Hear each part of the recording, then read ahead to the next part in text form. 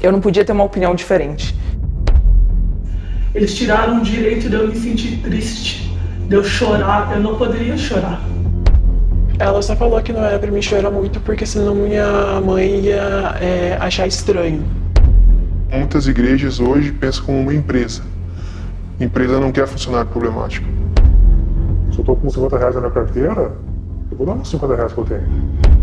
E eu me senti culpada por muito tempo. Parece um delírio coletivo.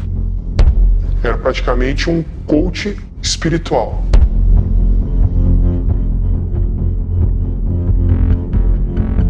Eu acho que a gente vai olhar para trás depois e vai ver o quanto que a igreja no Brasil errou, assim. Como eu e você podemos olhar para o desenvolvimento da nossa vida e concluir se temos desenvolvido uma história, uma vida, um ambiente familiar onde estamos inseridos a partir da verdadeira liberdade ou de uma falsa liberdade. É terrível quando nós nos sentimos enganados, não é verdade? Uma das piores coisas que existem é você confiar em alguém, depositar sua confiança em alguém, investir tempo, recursos, energia na direção de uma pessoa, de um relacionamento, de um investimento, e ali na frente você descobrir que foi enganado ou que foi enganada. Mas eu acho que é pior ainda do que você ser enganado é você se auto-enganar. É você se auto-sabotar.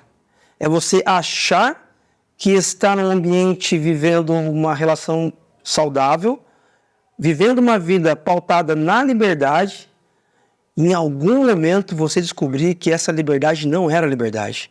Era aprisionamento, era engaiolamento, era escravidão.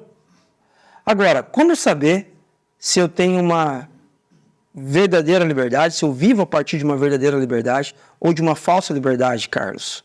Como é que eu faço para saber isso? Onde que eu olho? Onde que eu confiro? Onde que tem uma régua para eu saber se a minha liberdade é verdadeira ou se ela não é verdadeira? O pastor americano, falecido recentemente, Timothy Keller, a respeito mais ou menos dessa reflexão, dessa discussão, ele diz algo que é interessante. O Evangelho, as boas notícias a respeito de Jesus, não é religião nem irreligião, mas é algo completamente diferente, uma terceira via de relacionamento com Deus por meio da graça.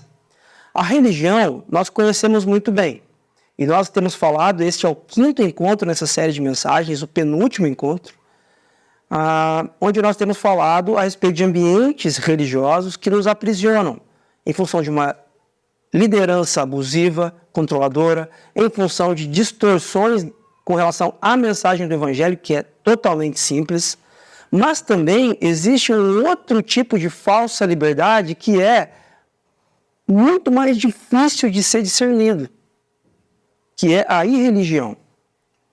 Porque a pessoa que foi, de alguma forma, constrangida, frustrada dentro de um ambiente religioso, seja em virtude de 1 ou 2 encontros ou de uma vida lá dentro, 20, 30 anos dentro de um ambiente assim, em algum momento ela fala, quer saber? Não quero viver mais isso. Agora eu quero ser livre. Eu quero fazer as coisas do meu jeito. E eu quero...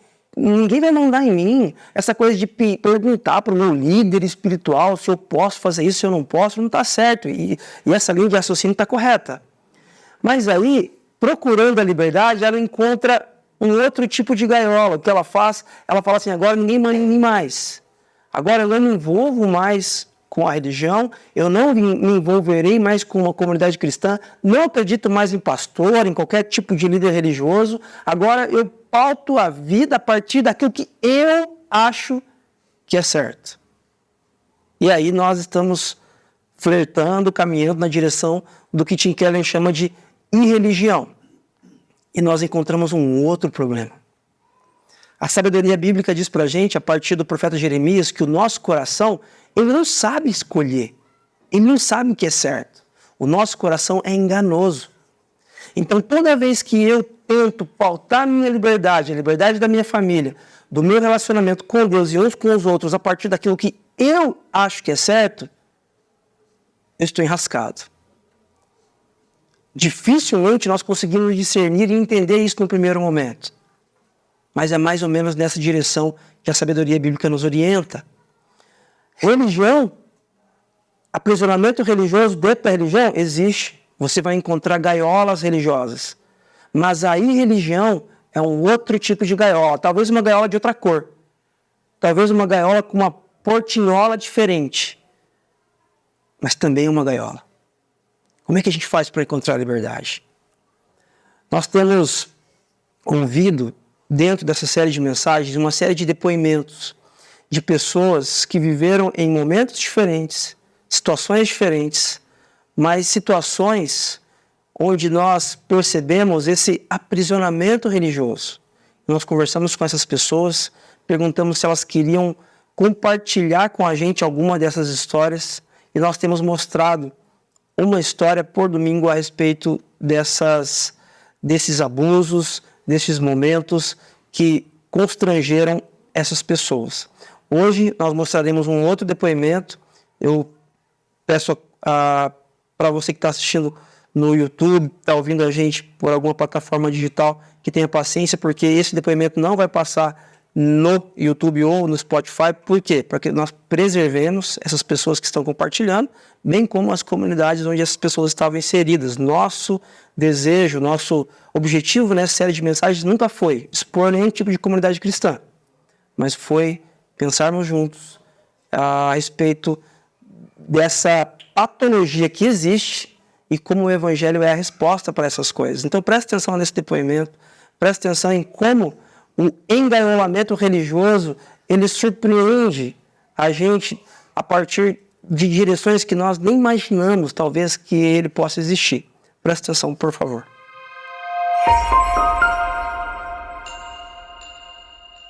Ela disse que a cobrança na direção dela não era explícita, necessariamente.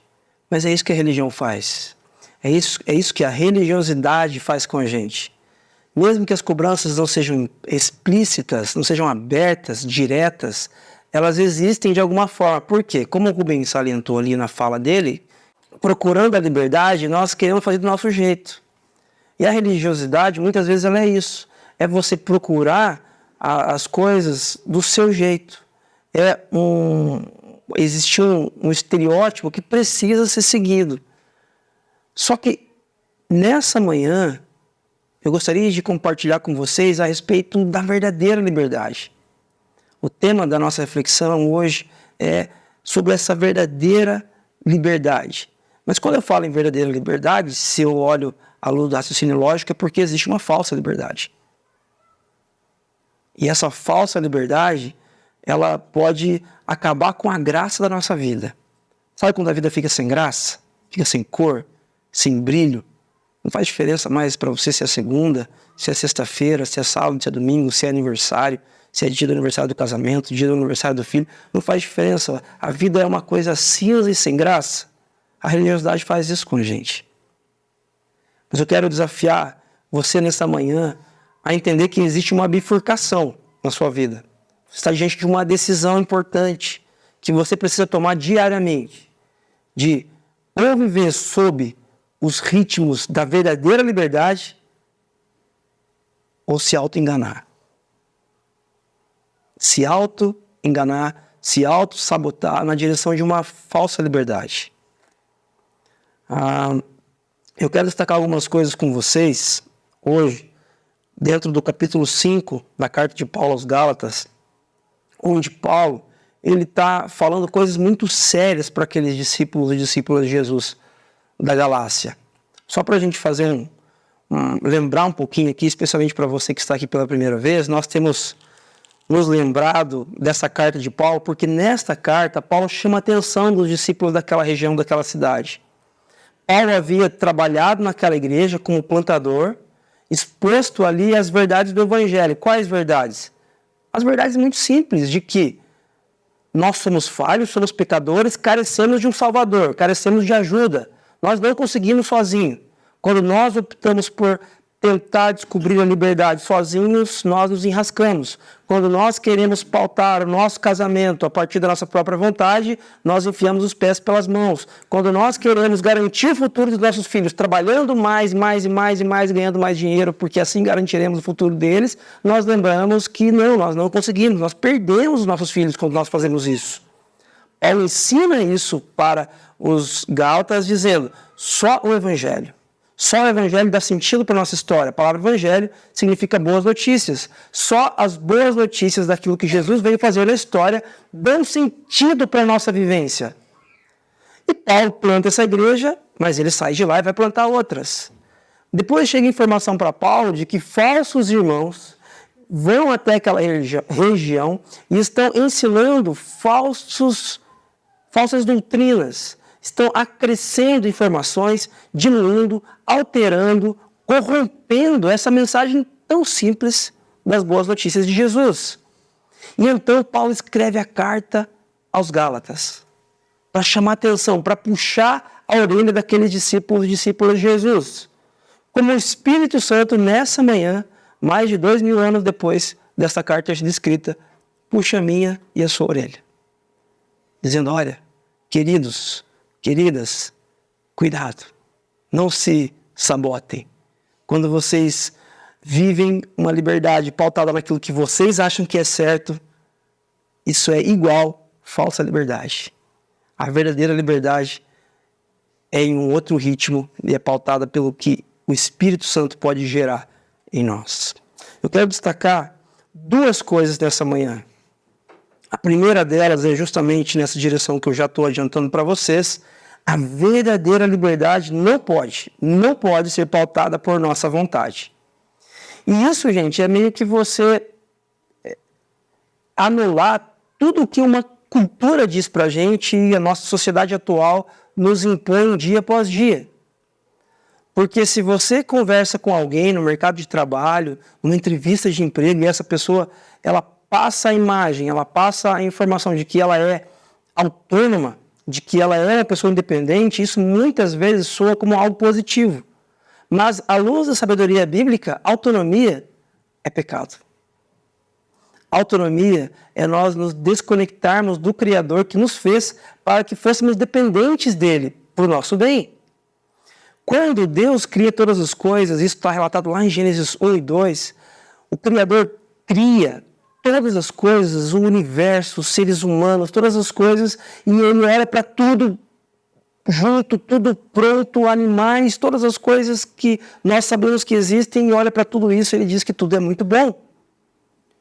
Mas a mesma sabedoria bíblica diz para a gente que em Gênesis 3 o pecado entrou na história. E quando o pecado entrou na história, houve uma catástrofe. Nós nos desconectamos do Criador. Nós tiramos o notebook da tomada.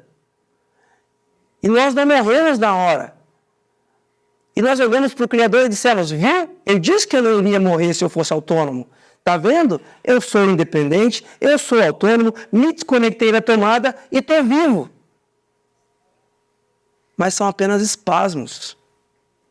São apenas movimentos de algo que está com os dias contados. Esses somos nós. Nós somos assim porque nos desconectamos do Criador. Até que Jesus entrou na história.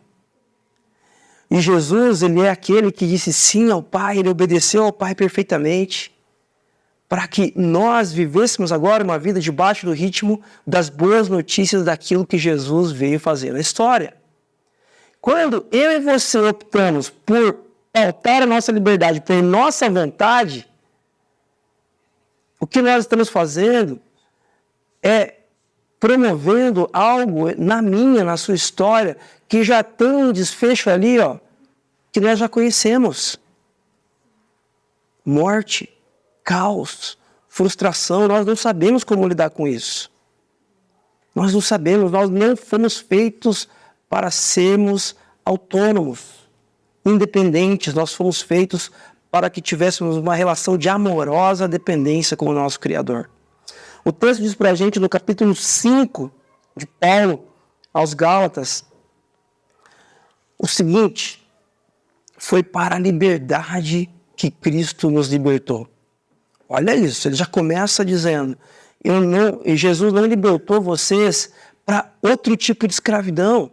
Jesus libertou vocês para a verdadeira liberdade. Portanto, permaneçam firmes e não se deixem submeter novamente a um jugo de escravidão. Ouçam bem o que eu, Paulo, lhes digo. Caso se deixem circuncidar, Cristo de nada lhes servirá. De novo, declara todo homem que se deixa circuncidar que está obrigado a cumprir toda a lei. Vamos lembrar aqui o que está acontecendo. Quando Paulo deixa a Galácia, ele plantou a igreja. Ele compartilhou com eles que a única coisa que os aproxima do Criador é o Evangelho, as boas notícias a respeito do que Jesus veio fazer na história. Só que quando Paulo se ausenta, falsos irmãos cristãos judaizantes dizem para eles o seguinte: olha, beleza, o Evangelho é legal, Jesus é bacana, agora vocês precisam seguir o que o pai Abraão nos disse, vocês precisam ser circuncidados. Gentios que estão se aproximando da fé, ou seja, não judeus, pessoas que não foram circuncidadas, precisam ser circuncidados também. Aí, olha o que Paulo está dizendo. E isso, gente, faz todo sentido naquele momento. Talvez pessoas muito íntegras ficaram com essa dúvida de fato. E aí Paulo está dizendo, se vocês se deixarem circuncidar, Cristo não serviu de nada. E aqui eu quero desafiar vocês a pensar um pouquinho comigo. Às vezes nós conversamos com algum tipo de líder, com algum amigo, alguma amiga, e aí essa pessoa fala assim, não, é verdade, é o Evangelho, é Jesus, mas você precisa fazer isso aqui também. Você precisa fazer aquilo outro também. Você precisa fazer a sua parte, no sentido de para você ser aceito por Deus. Mas é exatamente nessa direção, sobre esse assunto, que Paulo está dizendo. Se você precisa ser circuncidado, então Cristo não serviu de nada para você. Talvez o povo não deixa disso aqui, dissesse o seguinte, também o que tem que ser circuncidado? Vamos pensar. Problema nenhum.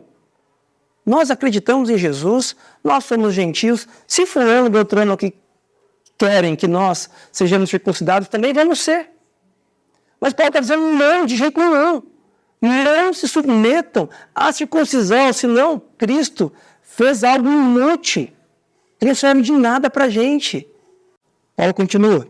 Vocês que procuram ser justificados pela lei, ou seja, meritocracia, vocês obedecem à lei e por isso têm comunhão com Deus, separaram-se de Cristo. E aí ele usa uma expressão interessante, caíram da graça. Essa expressão, eu não sei quantos de vocês já teve acesso, tem uma denominação cristã que entende que quando a pessoa comete algum tipo de pecado, e um pecado grave, um pecado moralmente grave, repudiado pela sociedade, essa pessoa ela caiu da graça. Cometeu um pecado, caiu da graça. Essa é a interpretação dessa denominação. Mas é interessante que para Paulo aqui cair da graça não tem a ver com pecado. Cair da graça tem a ver com você olhar para Jesus e dizer para ele, o que você fez por mim na cruz foi legal, mas não é o suficiente. Eu preciso fazer a minha parte. O que você fez na cruz foi bacana, obrigado, mas você não pagou todo o preço, você pagou 90% da dívida, só eu tenho que pagar 10%. Eu tenho que me envolver com a igreja desse jeito, eu tenho que ir de segunda a segunda, eu tenho que pedir a bênção para o meu líder para tudo que eu faço, eu tenho que ser religioso assim, assado. Paulo está dizendo, não. Se você agir dessa forma, é como se você tivesse caído da graça, pois é mediante o Espírito que nós aguardamos pela fé a justiça que é a nossa esperança. Agora presta atenção nisso. Porque em Cristo Jesus nem circuncisão, nem incircuncisão tem efeito algum, mas sim a fé que atua pelo amor. Por quê? O que acontece? Aqui talvez algumas pessoas estavam dizendo o seguinte, eu também concordo com Paulo, não pode circuncidar. E aí essa pessoa, ela estava indo da religião para a irreligião. Percebem? Estava dizendo, não precisa circuncidar. Hoje, no nosso caso. Não precisa ir na igreja todo domingo nada, isso aí é religiosidade. Não precisa frequentar uma comunidade cristã. Você que diz o que é certo para você. Você paga as suas contas. É você que acorda cedo todo dia e corre atrás dos seus sonhos. Não precisa nada você ter alguém para conversar, uma amizade espiritual para contar algo que esteja acontecendo com você. Você não precisa confessar seus pecados para ninguém, nem para o pastor, mas nem para ninguém, para um amigo, Isso não existe. É o mesmo raciocínio que está aqui. circuncisão e incircuncisão, religião e irreligião. O que eu quero mostrar para vocês aqui, irmãos e irmãs, que a religião, a irreligião, a circuncisão, a incircuncisão, elas não têm efeito algum, se não é o Evangelho de Jesus Cristo. A fé que atua pelo amor. Paulo continua: irmãos, se ainda estou pregando a circuncisão, acredito que alguns estavam acusando Paulo de pregar a circuncisão. Por que continuo sendo perseguido? Nesse caso, o escândalo da cruz foi removido. Quanto a esses que os perturbam, quem dera que se castrassem. Olha como Paulo é duro. Esses falsos irmãos que estão acrescendo mensagens, corrompendo a mensagem do Evangelho, quem dera eles se castrassem, para que não mais gerassem nenhum prejuízo. Irmãos, vocês foram chamados para a liberdade, mas não usem a liberdade para dar ocasião à vontade da carne. Pelo contrário, sirvam uns aos outros mediante o amor. Eu sou livre, Jesus morreu por mim, quer saber, eu vou fazer o que eu quiser. Eu sou livre. Eu não vou ficar pegado a esse casamento, não. Esse casamento já não encaixa mais para mim, já não está tão legal, quer saber? Não me quer, tem quem queira. E aí eu vou ter 1, 2, 5, 10 parceiros e está tudo bem. Por quê? Porque eu sou livre. Não. Não usem a liberdade para dar ocasião à vontade da carne. Liberdade não é irreligião. Liberdade não é você fazer o que você quer fazer. Liberdade não é você ser dono do seu dinheiro 100%, porque assim, eu não vou dar dinheiro para a igreja, não vou colaborar com o que está acontecendo, não vou partilhar, porque eu sou livre. Isso também não é liberdade, isso é uma outra prisão. A diferença é que antes o aprisionador era uma religião, agora o aprisionador é o dinheiro. Nós somos especialistas em gerar deuses para nós. O teólogo João Calvino, que viveu no século XVI, ele dizia que o nosso coração é uma fábrica de ídolos. Nós fazemos ídolos o tempo inteiro. Às vezes você faz do pastor um ídolo, às vezes você faz do seu marido, da sua esposa, o seu filho, o seu patrão, o seu trabalho, o seu dinheiro, a sua casa. Tudo para você tem um grande potencial de se tornar um ídolo. Por quê? Porque o seu coração é enganoso. É isso que a Bíblia fala a respeito de nós. Toda a lei se resume em um só mandamento: ame o seu próximo como a si mesmo. Mas se vocês se mordem e se devoram uns aos outros, cuidado para não se destruírem mutuamente. Irmãos e irmãs, nesta manhã eu queria desafiar você. Antes da gente olhar para a liberdade que o Espírito Santo pode nos dar, eu quero que você não tenha dúvidas de que a liberdade pautada por sua vontade, ela não é uma boa ideia. Ok? Não tenha dúvidas. Você precisa de alguém pautando a sua liberdade, porque você foi criado para isso. E esse alguém não é alguém opressor, não é alguém maligno, não é alguém maldoso, não, é o Criador, a respeito de quem a Bíblia diz que a vontade dele é boa, agradável e perfeita. O escritor, poeta, Fernando Pessoa, a respeito da vontade do ser humano, a respeito de decisões importantes que nós precisamos tomar, ele escreve um poema conhecido como, nomeado como Travessia. Olha o que ele diz, um trecho desse poema.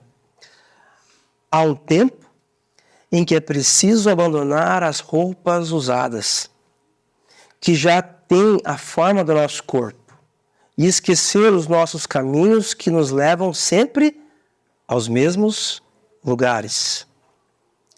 É o tempo da travessia. E se não ousamos fazê-la, teremos ficado para sempre à margem de nós mesmos. É interessante como a cultura popular, ela reflete aspectos importantes a respeito de quem nós somos e inclusive a respeito de quem Deus é. Porque a conclusão de Fernando Pessoa aqui é que o problema não é política. O problema não é que eu estou sem dinheiro. O problema não é que eu nasci num lar disfuncional. O problema não é que meus filhos não me respeitam. O problema não é que eu não atingi os meus sonhos e metas profissionais que eu tracei há 20, 30 anos atrás. Não. O problema é quando a minha vida é pautada a partir de mim mesmo. Esse é o problema. Eu não consigo concluir a travessia. Eu não consigo amadurecer. Eu não consigo ser um ser humano, a melhor versão de mim mesmo. Quando? Quando a minha vida está à margem de mim mesmo. Eu queria desafiar você nessa manhã a olhar para você no espelho e concluir de que a verdadeira liberdade não tem nada a ver com o que você acha que é certo. Talvez você tenha excelentes ideias, conceitos, valores e uma reflexão profunda já nessa direção.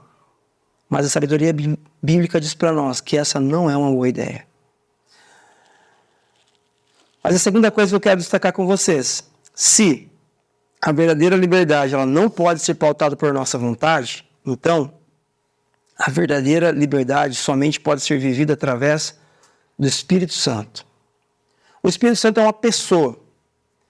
A sabedoria bíblica fala para a gente que Deus, Ele é uma pessoa que nos ensina a viver. Ele não é uma ideia, não é uma utopia, não é uma coisa assim que fica no mundo transcendente. Não, é uma pessoa que inclusive entrou na história, deu a vida dele por mim e por você. E quando Jesus subiu aos céus, ele enviou o Consolador, o Espírito Santo, para que ele viesse e habitasse em nós. Esse Espírito que habita em mim e em você, ele pode ensinar você a viver a verdadeira liberdade. A liberdade que não se encaixota. A liberdade que não se resume. A liberdade que talvez até nem seja possível de ser conceituada. Mas a liberdade que pode ser vivida e sentida e experimentada.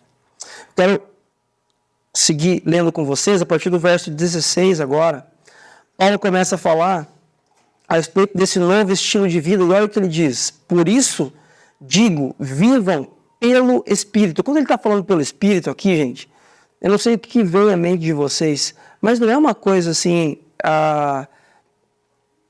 espiritual no sentido de algo irreal, não palpável. Não. A ideia que a sabedoria bíblica conta para a gente é o seguinte, extremamente simples, olha só. No Novo Testamento, o Espírito Santo é essa pessoa que Jesus enviou para me capacitar você para ser mais parecida com Jesus, ok? E esse Espírito Santo, ele é derramado sobre nós quando? Quando estamos juntos. Toda vez que você vai olhar para a sabedoria bíblica, especialmente no Novo Testamento, toda vez que o Espírito Santo é derramado, ele nunca é derramado de forma individual. É sempre derramado sobre um povo. Atos 2, que é o melhor exemplo, é isso. Existe um povo ali reunido, gente de todas as nações reunidas ali, e sobre este povo o Espírito Santo é derramado. Para quê? Para que eles tenham chiliques ali, emocionais, religiosos? Não. Negativo. O Espírito Santo é derramado para que ele, dentro dessa comunidade aqui, ensine essas pessoas a viverem como Jesus. Simples. O Espírito Santo é derramado toda vez que nós nos encontramos aqui dominicalmente. O Espírito Santo é derramado toda vez que uma comunidade cristã se reúne ao redor da terra, desde que ele foi derramado. Lá em Atos 2. Então, quando uma igrejinha hoje lá da periferia, da cidade de São Paulo, do Rio de Janeiro, de Curitiba, essa igrejinha pequenininha está sendo reunida em nome de Jesus, o Espírito Santo está sendo derramado ali. Para quê? Para que essas pessoas vivam a partir da verdadeira liberdade. Vivam pelo Espírito, vivam a partir desse ritmo e de modo nenhum satisfarão os desejos da carne. A palavra carne aqui significa tudo aquilo que se opõe a Jesus, aos valores de Jesus. Pois a carne deseja o que é contrário ao Espírito.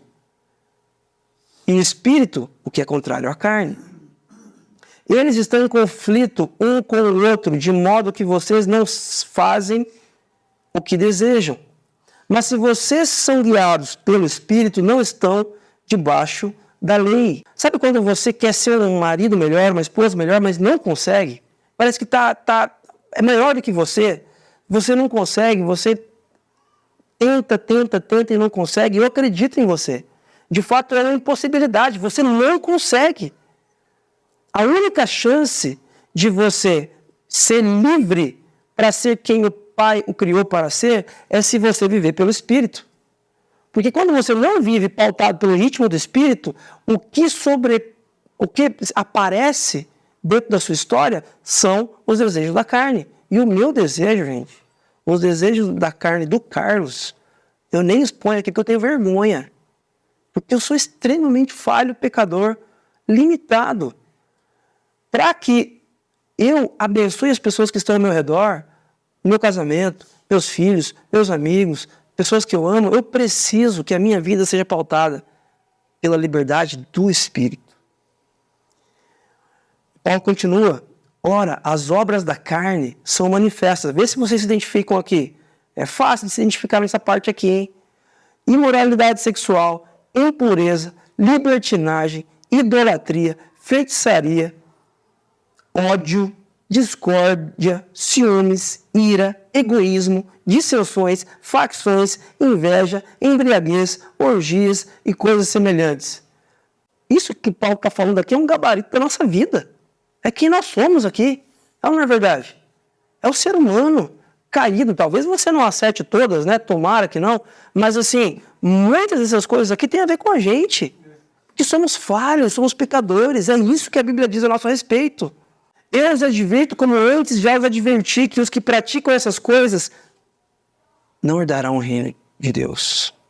Não herdarão o reino de Deus, mas o fruto do Espírito. Agora presta atenção nisso. Fruto do Espírito, a verdadeira liberdade, é a vida em amor, alegria, paz, paciência, amabilidade, bondade, fidelidade, mansidão e domínio próprio. Contra essas coisas não há lei, não há proibição alguma. Os que pertencem a Cristo Jesus crucificaram a carne com as suas paixões, com seus desejos.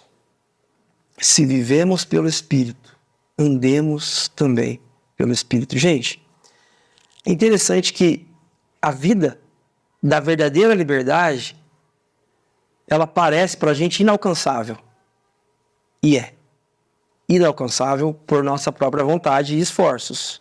Ela é inalcançável porque você até consegue viver em amor e alegria uma hora ou outra, mas talvez você nunca consiga ser uma pessoa mansa por sua própria natureza. Ou talvez você até consegue ser uma pessoa mansa, mas não consegue ser uma pessoa alegre. Não é verdade? Essas virtudes aqui, esses gomos do fruto do Espírito, é algo impossível para nós. Sabe por quê? Porque Paulo está falando de Jesus. Jesus é a pessoa que vive exatamente a verdadeira liberdade em amor, alegria, paz, paciência, amabilidade, bondade, fidelidade, mansidão, domínio próprio. Jesus é essa pessoa que acerta o gabarito inteiro. E Jesus, ele está lá, do outro lado da sala. Nós não conseguimos chegar até Jesus. Por quê? Porque nós não somos assim. Eu acerto, vez ou outra, uma outra coisa aqui, mas erro a maioria. Mas o Espírito Santo derramado comunitariamente, agindo na vida do Carlos, faz com que um dia de cada vez o Carlos seja mais parecido, ou fique um pouquinho mais próximo, um dia de cada vez, de Jesus.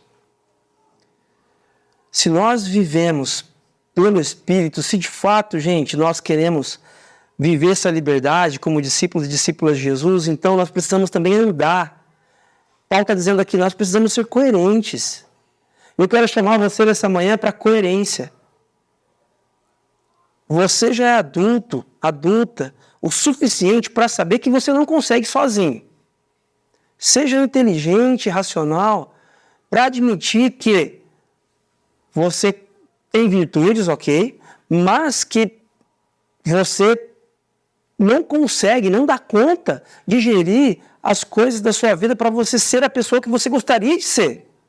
Você precisa admitir isso para entender que você precisa do Espírito para que você seja essa pessoa mais parecida com Jesus, somente mediante o Espírito. E essa é a liberdade, a verdadeira liberdade de você ser aquilo que você foi criado para ser. Você não foi criado para viver essas obras da carne. Você não foi criado para viver um casamento onde você vive mais uma relação de ódio e discórdia do que de amor. Você não foi criado para ser uma pessoa que vive dentro dessas obras da carne. Por que isso acontece? Porque o pecado nos atingiu. Porque nós nos desconectamos do Criador, nós tiramos o notebook da tomada. E em vez de encontrarmos liberdade, nós encontramos a morte. E agora? Paulo está dizendo, sejam coerentes, vivam pelo Espírito, andem também no Espírito. Nesse sentido, o mesmo pastor Tim Keller, ele diz algo que eu gostaria de usar para a gente concluir aqui nessa manhã. O Espírito é uma pessoa viva, que glorifica e enaltece a obra de Jesus. Isso é muito importante. Em muitos ambientes religiosos, em muitas comunidades cristãs, a pessoa diz assim, o Espírito Santo me disse uma coisa para dizer para você, isso. O Espírito Santo falou isso, o Espírito Santo falou aquilo. Eu não duvido que ele tenha falado, pode ser que sim. No entanto, tudo que o Espírito Santo faz é apontar para a obra de Jesus. O Espírito Santo, ele glorifica e enaltece a obra de Jesus. É essa a função do Espírito Santo. E qual é a obra de Jesus? Humildade, compaixão, amor sacrificial, perdão, serviço ao outro, lavar os pés dos discípulos, não apedrejar a pessoa que chega com um currículo ruim para mim. É nesse sentido que o Espírito Santo me aponta, é nesse sentido que o Espírito Santo me conduz, me convida a viver. E ele dá sequência, ele diz, uma vez que encontremos especificamente, presta atenção nisso, as falsas crenças particulares da nossa carne, a principal falsa crença que nós estamos falando hoje, essa falsa liberdade baseada na nossa vontade. Uma vez que você encontre essa falsa crença particular da falsa liberdade a partir da sua vontade, devemos o quê? Substituí-las por Cristo. Substituí-las por Cristo. Eu quero desafiar você nessa manhã a fazer uma análise a respeito da sua história e nos pontos onde você perceber que as decisões da sua vida têm sido pautadas por aquilo que você acha que é certo, para o seu bem, você vai fazer o seguinte, você vai encontrar essas falsas crenças e você vai substituí-las por Jesus. Jesus não quer o seu mal. Jesus não quer o seu dinheiro. Jesus não quer os seus bens, o seu tempo. Jesus quer o seu coração. Jesus quer sua mente totalmente cativa a Ele, para que Ele transforme você para a glória dEle e para o seu bem. Para o bem do seu casamento. Para o bem da sua relação com seus filhos. Para o bem da sua relação no ambiente profissional onde você está inserido ou inserida. Submeta-se a Cristo. Essa é a verdadeira liberdade. Essa é a verdadeira liberdade. A liberdade que é ensinada pelo Espírito Santo e não por nossa própria vontade, por nossos achismos. E isso, gente, isso não deve soar para você nessa manhã como um fardo, do tipo, legal, Carlos, eu entendi mais ou menos o que você disse, mas eu não consigo, eu não tenho força. Essa área da minha vida aqui, ó, eu seguro e eu não solto nem que arranque o meu braço. E eu sei disso. Por isso que nós estamos falando do Evangelho. A palavra Evangelho não é o que você consegue. Você não consegue soltar essas áreas. Você não consegue abandonar o controle remoto da sua vida. Por isso que o Evangelho fala a respeito das boas notícias daquilo que Jesus fez no seu lugar que você não conseguiria fazer. Então eu não estou querendo jogar para você um peso, um fardo, aqui uma conta nova para você pagar, não. Eu estou trazendo para você aqui um boleto com um carimbo escrito pago. Está tudo pago. Jesus morreu na cruz por você. Jesus pagou pelos seus pecados. Para que a sua indiferença fosse amor, para que o seu caos fosse paz, para que a melancolia fosse alegria. Para que o ódio fosse amor, Jesus pagou essa conta por você. Então, é saudável, é inteligente da nossa parte que nós não vivamos mais uma vida como se dependesse de nós. Como se os nossos conceitos fossem proveitosos, fossem insuficientes para nos dar uma vida de liberdade. Eles não são. Eles não são.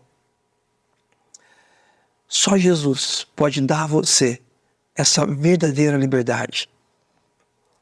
E se você não consegue, se hoje para você é difícil abrir mão de algumas áreas que você diagnostica falsas crenças para substituí-las por Cristo, então você está no lugar certo. Você está em uma comunidade cristã nessa manhã, o Espírito Santo está aqui para te empurrar para mais perto de Jesus. E Ele vai fazer isso. E eu quero desafiar você, antes da gente orar, para a gente pensar em algumas coisas para você levar para casa, para você pensar nessa manhã, durante essa semana. A primeira delas, uma liberdade pautada em nós mesmos, em nossos próprios conceitos e valores, é uma falsa liberdade. Imagina que você, não sei se você já visitou, já teve a oportunidade de entrar em um presídio, em uma penitenciária. Você vai perceber que existe uma liberdade lá dentro. Os presos, eles têm uma quadra, de repente, para jogar um futebol. Em algumas penitenciárias, pelo menos, vai ter um espaço lá para eles tomarem sol. E lá dentro, eles não ficam algemados. Mas é uma liberdade verdadeira? Obviamente que não. Eles estão restritos àquele espaço. A liberdade de ir e vir deles está condicionada a um ambiente muito reduzido. Uma liberdade pautada nos nossos conceitos é mais ou menos isso. Você acha que está livre, mas na verdade você está vivendo um auto-engano e se auto-sabotando, porque essa falsa liberdade ainda é escravidão, ainda é uma vida sem graça, cinza, onde você não desfruta do melhor daquilo que o Criador tem para você.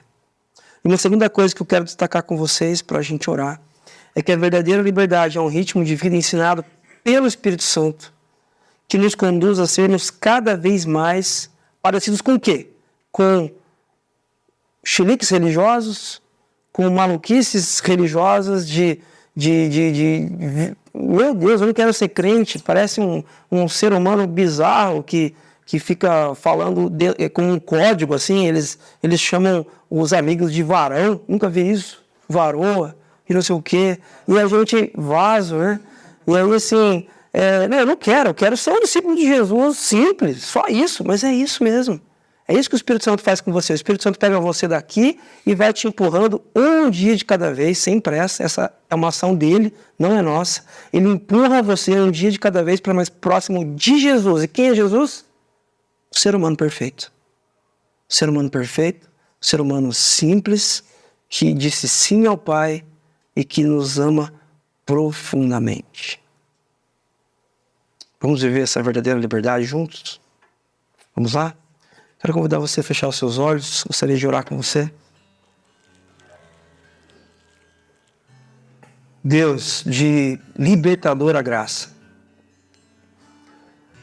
Essa manhã, Pai, nós reconhecemos que não poucas vezes nós temos gerido a nossa vida, a nossa história, a partir da nossa própria liberdade. E a sua palavra hoje nos mostrou de que essa liberdade nossa, ela é falsa. Ela salienta obras da nossa própria vontade. Essa nossa liberdade própria, ela nos conduz a sermos mais odiosos, a sermos mais impacientes. Essa falsa liberdade de sermos quem nós queremos ser, nós queremos repudiar, Pai, nessa manhã. Nós queremos deixar isso de lado. E nós pedimos que o Seu Espírito Santo, de forma doce e gentil, nos preencha nesta manhã, e nos conduza para sermos um dia de cada vez mais parecidos com Jesus. Amáveis, alegres, bondosos, pacientes. Por favor, Pai, nos conduz nesta direção, em verdadeira liberdade. Esta é a nossa oração, em nome de Jesus. Amém.